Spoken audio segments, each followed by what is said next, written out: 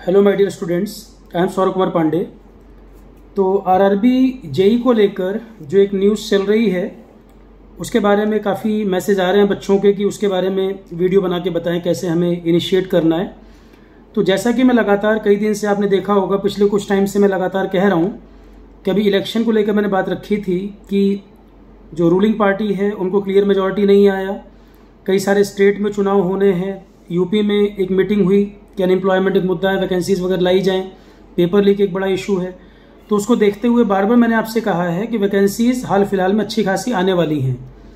मेरा इसी बात पे जो कन्विक्शन था, इसी चीज़ को लेकर था कि कई सारी वैकेंसीज आपको मिलेंगी अभी बैक टू बैक। तो आरआरबी जेई का अब मैं कह सकता हूँ कि काफ़ी हद तक ये कन्फर्म है। न्यूज़ तो काफ़ी टाइम से चल रही थी ये, और काफ़ी समय हो गया वैकेंसीज आई भी नहीं है। मैन पावर की रिक्वायरमेंट बहुत ज़्यादा है, ओवरबर्डन्ड है ऑलरेडी जो स्टाफ है। तो काफ़ी हद तक ये चल रहा है आरआरबी जेई का कि वैकेंसी इसकी जल्दी आने वाली हैं। अब एक डॉक्यूमेंट फ्लोट कर भी रहा है, आप लोगों के पास भी पहुंचा होगा, लोग शेयर कर रहे हैं यहाँ वहाँ। तो उसको शेयर करने की बजाय मेरा पॉइंट ये है कि उसके अकॉर्डिंग देखें तो वैकेंसीज बहुत ज़्यादा अच्छी वैकेंसीज आ रही हैं। काफ़ी एक बैकलॉग जो है उसमें कवर हो जाएगा, जो काफ़ी बच्चे वेट कर रहे हैं। नंबर ऑफ सीट्स अच्छी खासी होंगी, पर मैं इस चीज़ में बिलीव करता हूँ कि जब फाइनल नोटिफिकेशन आ जाए, कंफर्म हो जाए, तब उसको माने। अभी जो इंटरनल इन्फॉर्मेशन फ्लोट कर रही है, यहाँ वहाँ सर्कुलेट कर रहे हैं लोग, कई बार चेंजेस भी हो जाते हैं, लास्ट मोमेंट पे भी कुछ बदल देते हैं। फिलहाल वैकेंसीज अच्छी आने की उम्मीद है, और केवल अकेला रेलवे आने वाला ऐसा नहीं है, और भी कई एग्जाम आपको देखने को मिलेंगे। अभी CGPTTM में काफ़ी बच्चे सेलेक्ट हो भी गए हैं, अच्छी सीटें थी। हालांकि पेपर NTA ठीक तरह से नहीं करा पाया था, पर सिलेक्शन उसमें जितने हो गए तो काफ़ी बच्चे तो उसमें क्वालिफाई कर गए हैं। अब दूसरे में जहां नंबर ऑफ सीट ज़्यादा आए, आरआरबी से उम्मीदें बहुत है कि नंबर ऑफ सीट अच्छी आएंगी इसमें। तो काफ़ी स्टूडेंट जो हैं इस एग्ज़ाम में निकल सकते हैं कि ये बड़ा चांस है। हम क्या कर सकते हैं अपने लेवल पे, जो मैं आपसे बार बार कहता आ रहा हूँ कि फॉर्म निकलने का वेट मत करिए कि फॉर्म निकलेगा तब तैयारी शुरू करेंगे। ये गलती मत करिए, क्योंकि अगर अपॉर्चुनिटी मिल रही है, वैकेंसी अच्छी खासी आ रही हैं, और इंतजार करेंगे फॉर्म आएगा तब पढ़ना शुरू करूँगा, तो हाथ से निकल जाएगी बात।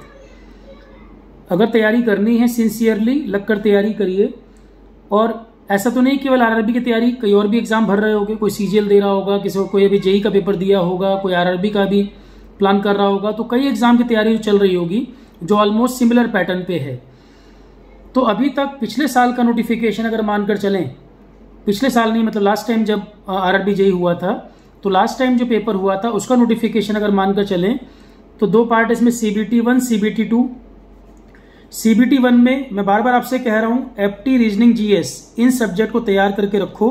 ज्यादातर AE-JEE पेपर में ये चीजें आती हैं और पहले से आप रेडी रहेंगे, तो जब फॉर्म आएगा लोग पढ़ना शुरू करेंगे, उस समय आप रिवीजन कर रहे होगे, टेस्ट लगा रहे होगे। कंपटीशन एक रिलेटिव चीज है, औरों से बेहतर आप करोगे, औरों से ज्यादा पढ़ लोगे तो आगे निकल जाओगे। तो आरआरबी CBT1 का सिलेबस लास्ट टाइम का हम देखें तो उसमें CBT1 में 100 क्वेश्चन, कोई नोट करना चाहे कर ले, बता देता हूं मैं, या पुराना नोटिफिकेशन निकालेंगे, मिल भी जाएगा गूगल पे।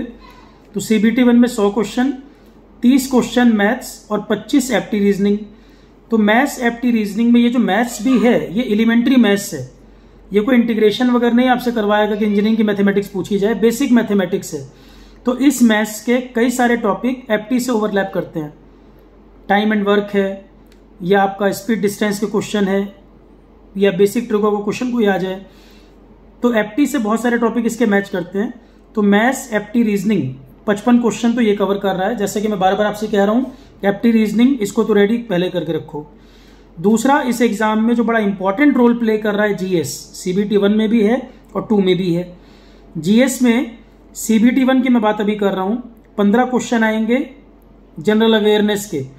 तो जनरल अवेयरनेस का मतलब यहां पर यही है, history, polity, geography, life science, GK, current affair, यही सब सब्जेक्ट जो GS में कराता हूं मैं। 8 सब्जेक्ट GS के नाम पे जो बोले जाते हैं वही सिलेबस है। क्वेश्चन भी आसान आते हैं। पिछली बार भी जब हुआ था GS, जिन बच्चों को मैंने कराया था GS में बहुत अच्छा स्कोर था स्टूडेंट्स का। आरआरबी NTPC में भी, आरआरबी जेई में भी, GS में दिक्कत किसी को नहीं थी। जनरल साइंस के फिर 30 क्वेश्चन। अब इसमें मजे की बात देखो क्या है, जनरल अवेयरनेस और जनरल साइंस मिला के 45 क्वेश्चन है।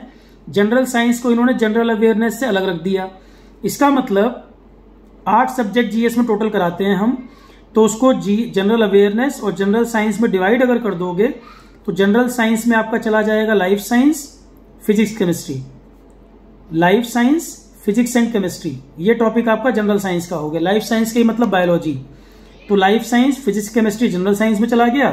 बाकी subject history, polity, geography, environment, ये सब आपका जीके, करंट अफेयर, ये जनरल अवेयरनेस में हो गया। इसके लिए कहीं से कहीं तक कुछ आपको नहीं सोचना, जीएस में जितना करा दिया जाएगा बहुत रहेगा। और जैसा कि मैंने बोला था, अभी जो नया बैच आरोहण पे चल रहा है, लाइफ साइंस में 20 लेक्चर हो गए हैं, 3-4 लेक्चर बचे हैं, लाइफ साइंस खत्म होने वाला है। जो कंप्लीट हो गया है, रिकॉर्डिंग में सब अवेलेबल होता जा रहा है।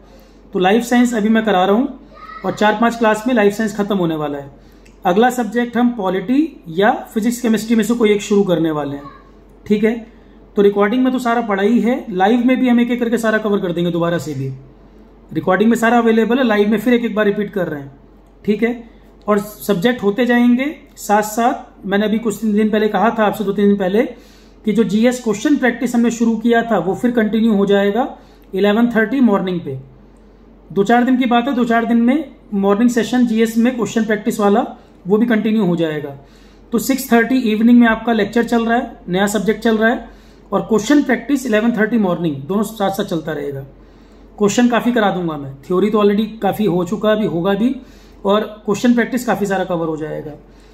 अब ये हो गई बात आपका सीबीटी 1 की। तो आई क्या रहा है, देखो जीएस है, एप्टी रीजनिंग है, इतना एरिया आएगा। तो आप देखो, मैं इतने दिन से आपसे जो बोल रहा हूं कि जीएस, एप्टी रीजनिंग रेडी रखो। अब देखो, इसमें सीबीटी 1 का सिलेबस ही यही है। एसएससी जेईई अभी लोगों ने दिया, जीएस में बहुत अच्छा परफॉर्म किया बच्चों ने, सीजीपीटीएम में जीएस में बहुत अच्छा परफॉर्मेंस रहा। तो आरोहण पे एप्टी भी अवेलेबल है, रीजनिंग भी अवेलेबल है, जीएस पूरा अवेलेबल है, टेस्ट सीरीज भी अवेलेबल है। लास्ट ईयर जो टेस्ट सीरीज कराई थी वो सारे टेस्ट मैंने अवेलेबल करा दिए हैं, और नए टेस्ट इस बार और ऐड होंगे। तो लाइव में क्वेश्चंस मैं कराता भी हूं, अब नए टेस्ट भी ऐड कर देंगे इसमें। और तो जीएस क्वेश्चन प्रैक्टिस के साथ साथ नए टेस्ट और ऐड कर देंगे। पिछले साल वाले टेस्ट भी सब दे दिए हैं। इसके अलावा किसी को लग रहा है कहीं कोई कमी है, कुछ और चाहिए, तो मुझे इसमें बता देना। पीडीएफ सारी अवेलेबल है, जीएस वगैरह की भी पीडीएफ सारी अवेलेबल है, वो आपको चिंता नहीं करना। दूसरी बात है कि सर सीबीटी 1 तो हम कर लेंगे, बहुत स्टूडेंट हैं, इतने समय से मैं करा रहा हूं, तो जीएस में काफी बच्चा है जो बहुत कंफर्टेबल है कि सर जीएस, एप्टी, रीजनिंग हमारा तैयार है, निकाल लेंगे हम। कोई सीजीएल की तैयारी कर रहा होगा, इंजीनियरिंग वाला बच्चा, या किसी ने एसएससी जेईई दिया होगा, तो लगातार ये टॉपिक टच में है। अब मान लो ये पेपर होने के बाद सीबीटी 2 में टाइम बहुत ना भी दें, सीबीटी 2 में बहुत टाइम ना भी दें, मान लो पेपर जल्दी कराना हो इनको, सीबीटी 2 में जरा देखो सिलेबस क्या, पिछली बार वाले की बात अगर करें, सीबीटी 2 में फिर से जनरल अवेयरनेस, मतलब जो जीएस आप एक बार पढ़ोगे आपको दोबारा सीबीटी 2 के लिए नहीं पढ़ना, सिर्फ रिवीजन और क्वेश्चन करना है, जो मैं कराऊंगा साथ साथ। जो मैंने कमिट किया है वो तो पूरा पूरा कराना ही है। सीजीपीटीएम के बच्चों को भी एग्जाम के समय तक, इंटरव्यू तक पूरी सपोर्ट की गई है। तो सिलेक्शन उसमें मैं 70% एक्सपेक्ट कर रहा था, काफ़ी ज़्यादा है सीजीपीटीएम में, 70 से भी ऊपर है परसेंटेज जो सिलेक्शन है। हालांकि जो एनटीए ने गड़बड़ किया और बच्चे भी हो सकते थे। तो सीबीटी 2 की बात करूं मैं, 15 क्वेश्चन फिर जनरल अवेयरनेस जीएस आएगा, और 15 फिर जनरल साइंस आएगा। जनरल साइंस को मैं जीएस के साथ ही कवर करता हूं, इन्होंने 2 पार्ट में डिवाइड कर दिया है, general awareness, general science. 30 question आएंगे सीबीटी 2 में। कंप्यूटर जो आईसीटी के साथ मैं पढ़ाता हूं, थोड़ा और ऐड करूंगा, आईसीटी के अंदर कंप्यूटर कवर करता हूं मैं, थोड़ा और इसमें ऐड करेंगे। 10 क्वेश्चन कंप्यूटर आएगा। इन्वायरमेंट एंड पॉल्यूशन अभी सिविल्स के पेपर में बहुत पूछा है, 16 क्वेश्चन आए हैं। 10 क्वेश्चन आपके एग्जाम में अलग से लिख रखा है, इन्वायरमेंट पॉल्यूशन भी आएगा। और सीबीटी 2 में 100 क्वेश्चन आपके टेक्निकल के होंगे, 150 क्वेश्चन होंगे सीबीटी 2 में। तो सीबीटी 1 में आएंगे 100 क्वेश्चन, सीबीटी 1 में 100 क्वेश्चन, 30 मैथ, 25 एप्टी रीजनिंग, 15 आपका जनरल अवेयरनेस मतलब जीएस, और 30 general science. 30 maths, 25 apti reasoning, 15 general awareness, 30 general science.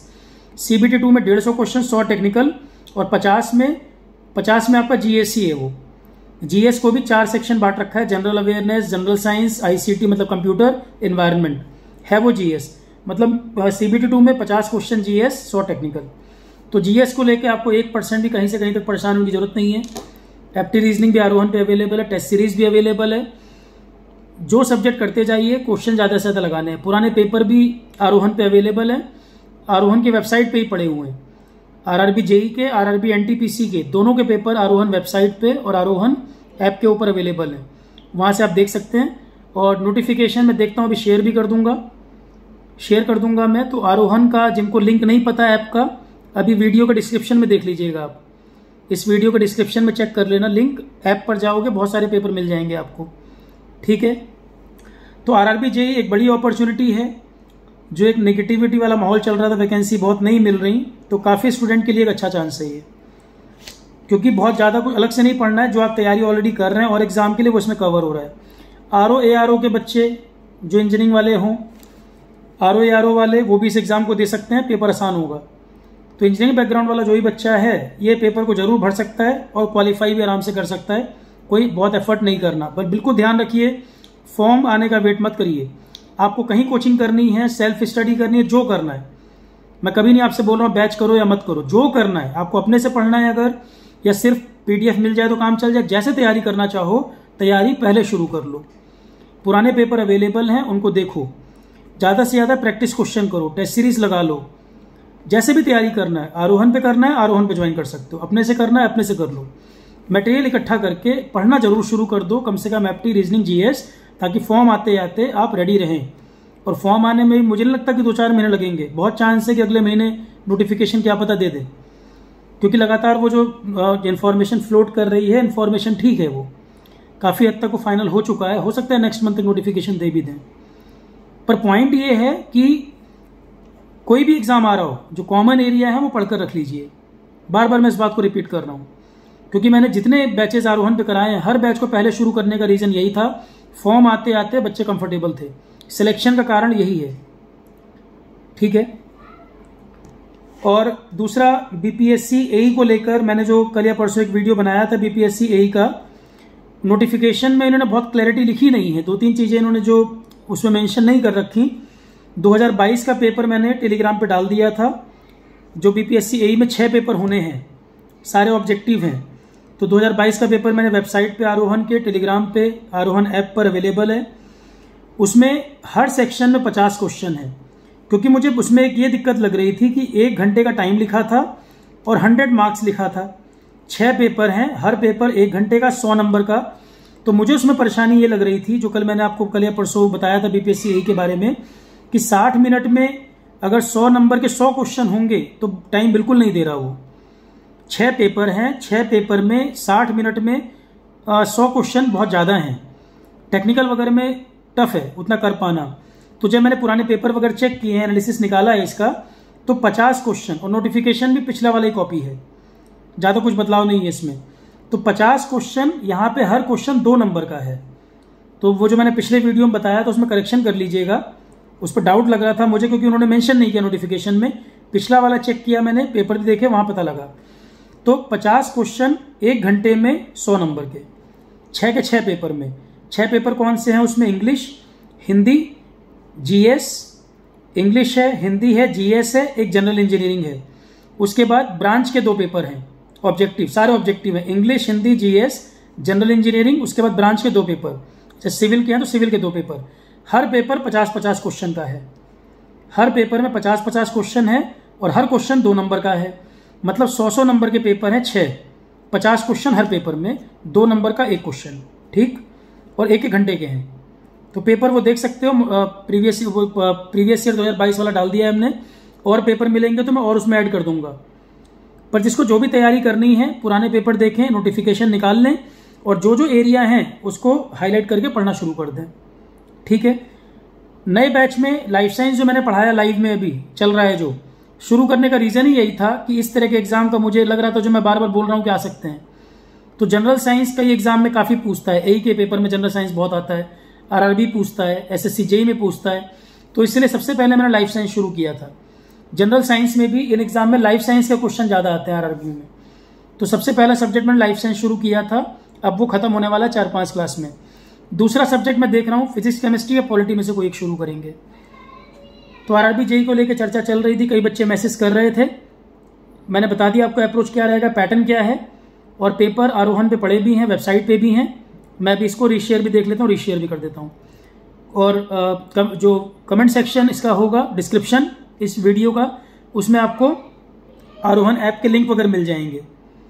Proper RRB का डेडिकेटेड बैच ही करना है अलग से, तो आज या कल में वो भी हम प्लान कर देंगे, आप देख लीजिएगा जिसको ज़रूरत हो। ऑलरेडी न्यू जीएस बैच जो चल रहा है उसमें भी वही चीज़ें चल रही हैं। आरआरबी जेई के नाम से लॉन्च करो नहीं करो, जो न्यू जीएस बैच मई 2024 शुरू किया है हमने आरोहन पे, न्यू जीएस बैच मई 2024 का जो बैच है वो ऑलरेडी इन सब एग्जाम को ध्यान में रख के कराया जा रहा है। पर कोई चाहता है कि नहीं सिर्फ आरआरबी जेई के नाम से लॉन्च करिए, तो इसका एक और कोर्स हम आरआरबी जेई के नाम से ही बना सकते हैं, जिसको दोनों में जो ठीक लगे कर सकते हैं। दोनों में पूरा कवरेज अवेलेबल होगा। आरआरबी जेई अलग से नाम बनेगा तो भी, या जो न्यू जीएस बैच मई 2024 का चल रहा है, दोनों में बराबर कंटेंट सेम मिलेगा। क्वेश्चन भी होंगे, टेस्ट सीरीज भी होंगे, सब्जेक्ट भी सारे, सब कुछ सेम चीज़ है। पर कुछ लोगों को लग रहा है नहीं जेई के नाम से ही बैच होना चाहिए, तो उसमें क्या है, पोस्टर ही बदलेगा, कंटेंट तो नहीं बदलने वाला, वो तो चीज़ें वही रहनी है, पूरा डिटेल में ही पढ़ना है। ठीक है, बाकी किसी और का कंसर्न कुछ हो तो आप कमेंट सेक्शन में लिख दीजिएगा, वहाँ पर रिप्लाई मैं कर दूंगा। Thank you students, all the best.